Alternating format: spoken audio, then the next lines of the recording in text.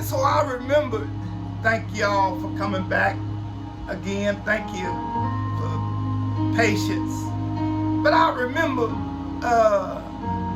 Oklahoma came and Barry Switzer came to Tyler Pound Airport to offer me a football scholarship. And I sit there, I had my grandmother and my grandfather, they came with me, and Coach Switzer was telling me how great Oklahoma was, and it would be a great honor for me to come to Oklahoma.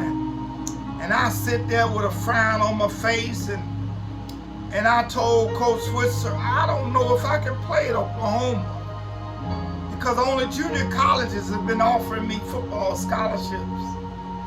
And I wasn't sure that I could play at that level. But I was reminded that one of my coaches at Brownsburg said that I would never make it. And he started encouraging me and telling me that I wouldn't be in this airport if I didn't believe that you could play at Oklahoma University. Because I got Billy Sims and Kenny King and Thomas Lott and all those great athletes. I was on my way to go sign them. But I came by Tyler to let you know that we need you to be a part of our program. I was already a goal setter, but I said that this man believes in me more than I do myself.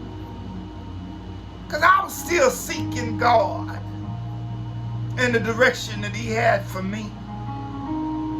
And so I told Coach Switzer I'd give it a try. He said a major thing to me. He said that if you don't think you can make it at Oklahoma after a couple of years, you can leave, but we want you there. So I told Coach Switzer I'm going to give it a try. So I signed my national letter to play for Oklahoma. So I went to Oklahoma and I saw all these great athletes. And I was wondering, how was I going to play at a great school like Oklahoma?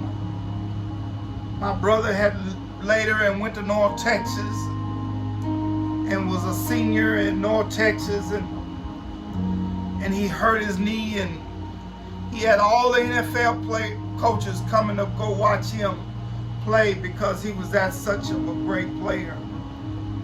And so I got the chance to play my first year at and we were playing against Oregon State. I was a fullback because they had so many tailbacks at Oklahoma. So I was a fullback, and Coach Switzer called my number. In the third quarter, I got in the game. I had a senior in front of me and a junior in front of me. And I'm thinking by the time I was a sophomore, I was going to be the starting fullback at Oklahoma. That's how confident I was. That's how much I believed that in myself to be able to participate and be a good football player at Oklahoma. I got the chance to carry the football in the third quarter. Picked up 9 yards and fell and broke my collarbone. They redshirted me and I came back in the spring and fell and broke it again. Sometimes God tell you something that we think that are mysterious ways, but God's got a plan. And so Coach Switzer brought me into the office. And he said, you're watching Coach one bit. And he said that we're going to move you to linebacker. Maybe you'll break somebody else's collarbone instead of your own. So I really struggled with that, even though I played running back, linebacker in high school as well. But I didn't want to move to linebacker. And I told my coach Switzer that I'm a running back. And Coach Switzer told me that just go to your room for a couple of hours and think about it. So I went back to my room and I started thinking about it. The important thing about that is that I wanted to play at Oklahoma. That was one of my goals, because I was a goal setter. And so after a couple of hours, I went back to Coach Switzer and I told him, I said, I'm going to give it a try. I'm going to give it a try at linebacker. Inside linebacker. I had a great linebacker that was next to me, was Daryl Hunt. He's going on, and I pray, hoping that he's going on to be with the Lord. But he taught me a lot of ins and outs of how to be a good football player, a good linebacker at Oklahoma. My sophomore year came around. I made All-American my sophomore, my junior, and my senior year. I was a 3-time All-American at the University of Oklahoma. And now I was getting ready to go into the draft. I was getting ready to be drafted by NFL. And so I achieved everything I could achieve at that level, college level. You know how it is when something is missing. I'd achieve all these goals in my life. And when I achieved those goals, something was still missing. And I called and talked to my brother. And I said, Clark, that's what I call him, Clark. His name is Matt Clark Cumbie. And so I called him and he told me to come on up to North Texas where he was. I got to North Texas on a Saturday. Later on that night, and he started talking to me about something that happened to him. He said that he had just gave his life to Jesus Christ. And he was so excited about it. He said he had to tell somebody. And he thought about me.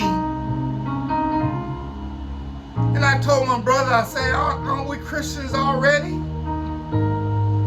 I remember when I was about 16 years old and my grandmother told me to go and sit up on the stage and give my life to the Lord. And I did it because I was obedient, but I didn't really know. But he began to talk to me about giving my life to Jesus Christ. And he started talking to me about praying and reading the Bible and giving God some of your time.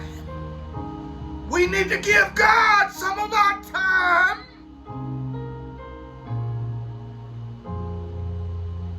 Because he's worthy of all the praise. UpperRoom, he's worthy of all the honor. He's worthy to be praised. He was missing, and I needed him. And I told my brother thanks. I jumped back in my car and I went back to Oklahoma. The next day was Sunday. I was good at going to church. They turned the club into a church the next day. And I went to the church seeking God, thinking that I needed to be in a church. I don't even remember what the preacher preached. I don't even remember what he said.